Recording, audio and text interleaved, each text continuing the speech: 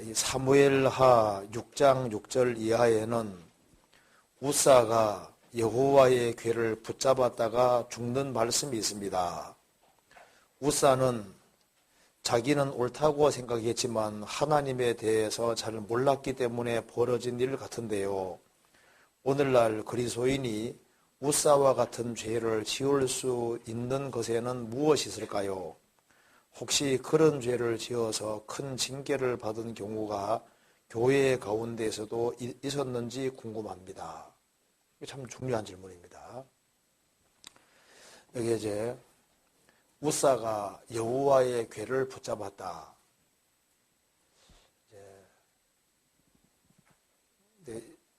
이 질문이 아주 중요한 질문에 속한다고 할 수 있습니다. 먼저 사무엘하 6장 찾아봅시다. 사무엘하 6장 6절에서부터 8절까지 읽어보겠습니다.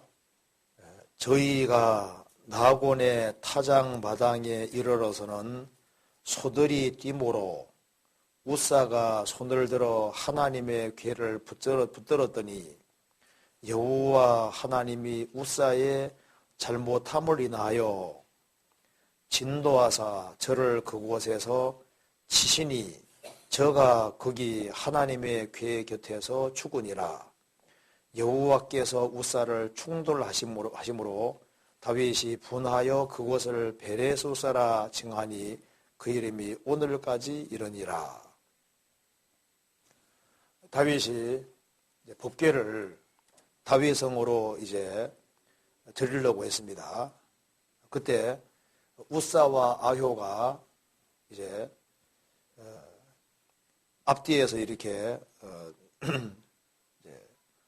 소들이 이제 싣고 이제 법궤를 싣고 쭉 가는데 이제 소들이 뛰므로 법궤가 이제 넘어지려고 했던 거예요. 그러니까 우사가 그것을 궤를 붙들었다. 그런데 성경이 말씀하기를 우사의 잘못함을 인하여 잘못했다 그러죠. 잘못함을 인하여 하나님께서 그 사람을 치시니 우사가 하나님의 궤 곁에서 죽었다. 이것이 우리와 무슨 관계가 있겠느냐, 오늘 또 이런 일이 있을 수 있느냐 하는 중요한 질문입니다. 우사는 자기가 옳다고 생각했지만 하나님에 대해서 잘 몰랐기 때문에 벌어진 일 같은데요. 그렇지는 않습니다. 여기 우사의 잘못함을 인하여 우사가 크게 잘못했습니다. 자, 왜 그러냐 하면은, 이걸 알기 위해서 먼저 사무엘상 7장을 보시겠습니다. 사무엘상 7장 1절입니다. 기럇 여아림 사람들이 와서 여호와의 궤를 옮겨 산에 사는 아비나답의 집에 들여놓고 그 아들 엘리야사를 거룩히 구별하여 여호와의 궤를 지키게 하였더니 궤가 기럇 여아림에 들어간 날부터 20년 동안 오래 있은지라. 이스라엘 온 족속이 여호와를 사모하니라. 자, 이스라엘이 법궤를 빼앗겼습니다. 그래서 블레셋 사람들에게 법궤가 있다가 이제 법궤가 아비나답 집에 들어오게 된 거예요. 그래서 이 아비나답의 아들 엘르아살이 이제 법궤를 이제 지켰는데, 엘르아살과 우사와 아효가 형제지간입니다. 이 집에 20년 동안 법궤가 있었던 거예요. 자, 성경 사무엘하 찾아보시겠습니다. 사무엘하 3장, 사무엘하 6장 3절 보시겠습니다. 저희가 하나님의 궤를 새 수레에 싣고 산에 있는 아비나답의 집에서 나오는데 아비나답의 아들 우사와 아효가 그 새 수레를 모니라. 그렇게 되어 있죠. 그러니까 아비나답 집에 법궤가 20년 동안 있었습니다.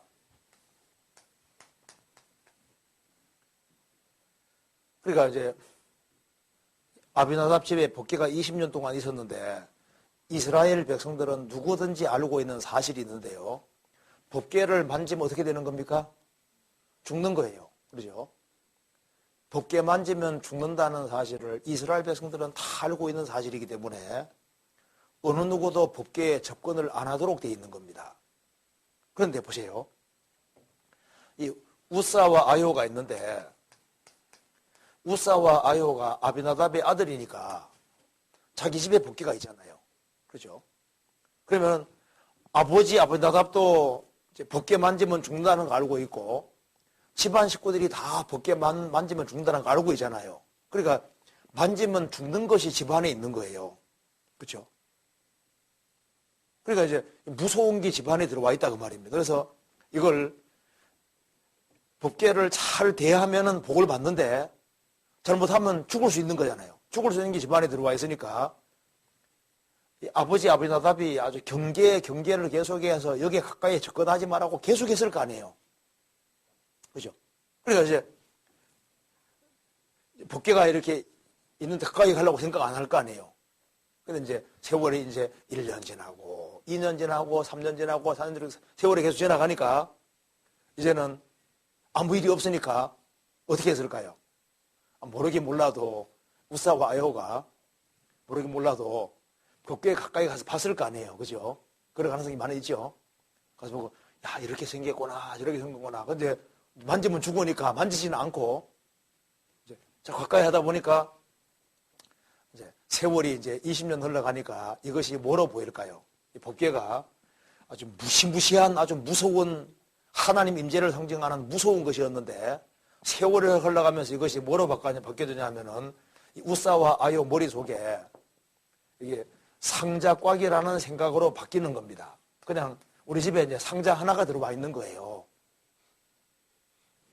그러니까 이제 만지면 죽는다는 건 알고 있지만은 왜 다윗이 법궤를 예루살렘 이제 그 다윗성으로 이제 드리려고 할 때 이스라엘 백성들 아무도 법궤에 가까이 안 가려고 할 거 아니에요.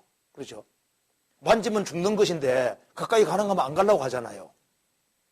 그런데 우사와 아요는 자기 집에 오랫동안 있었으니까 요 가까이 자연스럽게 가까이서 이제 이렇게 수레를 몰 때 앞뒤에서 이렇게 가까이 있게 되는 거예요.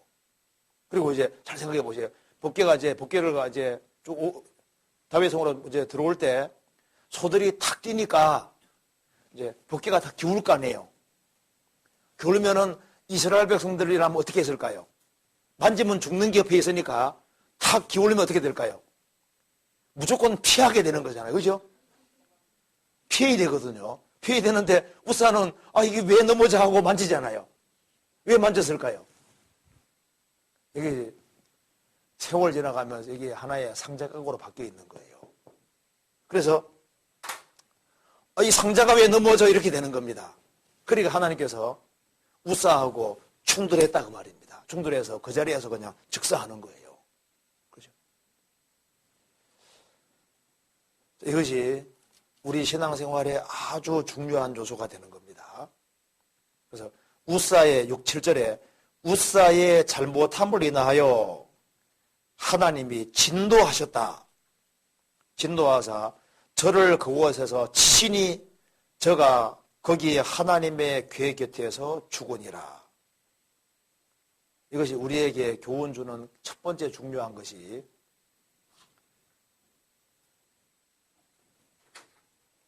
이게 습관화되는 것이 이게 참 무서운 거예요. 이 좋은 면으로 습관화되는 건 좋지만 이 습관화가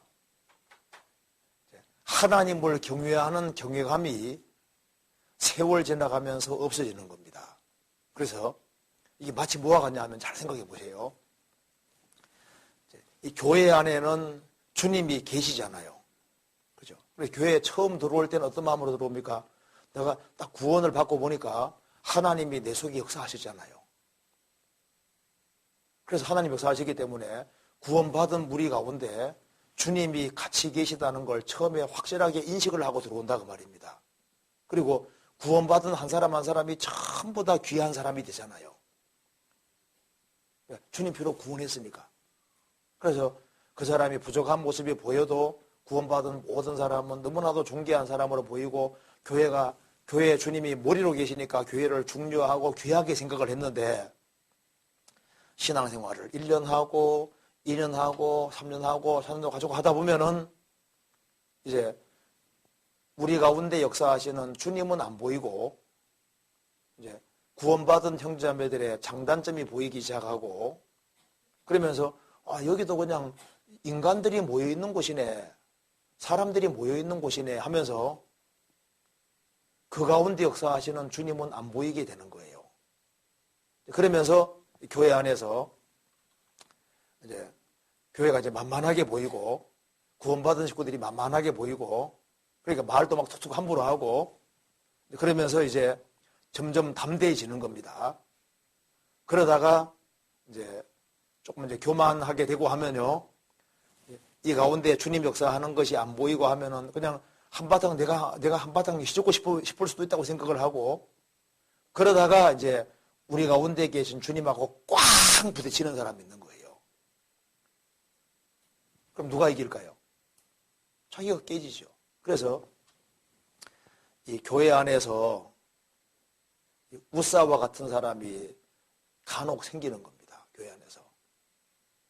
그래서 한때는 신앙생활 잘한다고 했는데 신비감이 사라지고 하나님에 대한 경외감이 사라지면서 형제자매들을 만만하게 생각하고 교회를 우습게 생각하면서 교회를 이제 자기가 어떤 함부로 주장하고 그래서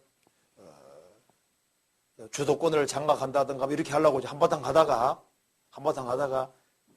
교회 가운데 계신 주님과 꽉 부딪혀서 나가자빠지는 사람들이요 간혹 생기는 거예요. 우사와 같은 사람이 간혹 생기는 겁니다. 이런 일은 과거도 있었고 앞으로도 생길 겁니다. 그래서요 형식적이 되고 습관적이 되는 것은 무서운 거예요. 그렇잖아요. 잘 생각해 보시면요. 우리가 구원을 받았을 때 성령 역사하신 겁니다. 구원받은 무리가 같이 모여 있잖아요. 그 구원받은 무리 가운데 주님이 계십니다. 주님은 절대 변함이 없이 계속 계시는 거예요. 그런데 주님은 안 변하는데 인간 마음이 변하는 거예요. 그래서 신비감이 떨어지고 경외하는 마음이 떨어지고 습관적이 되고 그렇게 해서 이제 사람은 보이는데 그 가운데 역사하는 주님은 안 보이는 거예요. 교회 생활하면서 여간 조심하지 않으면 안 됩니다. 주님은 항상 계시는 거예요. 법궤는 만지면은 죽도록 되어 있는 거예요. 법궤가 아비나답 집에 있고 가까이 있는 것처럼 주님은 우리 가까이 항상 계시는 겁니다. 그렇기 때문에 우리가 형제 자매들 앞에서 항상 조심해야 되는 거예요. 그리고 교회 생활 속에서는 아주 조심해야 되는 겁니다. 그래서 이 우사와 같이 이렇게 주님하고 충돌하는 사람이 가끔 생겨요. 그러다가 자기가 깨지게 되는 겁니다. 성경 신명기 1장 찾아봅시다. 신명기 1장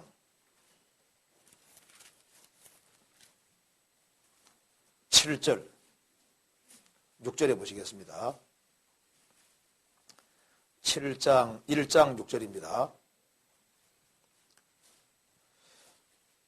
우리 하나님 여호와께서 호렙산에서 우리에게 말씀하여 이르시기를 너희가 이 산에 거한 지 오래니 방향을 돌려 진행하여 암모리 속의 산지로 가고 그 근지 곳곳으로 가고 이 말씀 보면은 너희가 이 산에 거한 지 오래니 방향을 돌려 진행하라. 이제 한 곳에 오래 있으면은 모든 게 습관화되기가 쉬운 거예요. 그러니까 이제 여기 너무 오래 있었으니까 이제부터 다시 일어나서 진행하라 이런 말씀이 나와 있죠. 우리 마음은 가끔씩 각성되는 것이 필요합니다. 이제 습관적으로 신앙생활을 이렇게 하다 보면요, 형제자매까지는 보이는데 주님이 안 보일 수 있는 거예요. 우리가 교회 생활하면서 정신 바짝 차려야 됩니다. 우리가 구원 안 받은 사람을 접촉할 때는 담대해도 구원 받은 사람을 접촉할 때는 정말 조심해야 되는 거예요. 진짜입니다.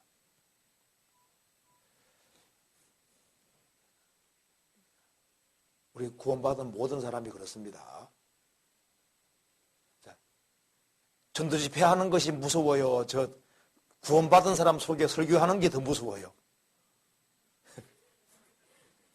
아니, 불신자들에게는 막 하면 되는데 구원받은 사람 속에서는요. 그렇지. 구원받은 사람 속에가 이게 참 어려운 겁니다.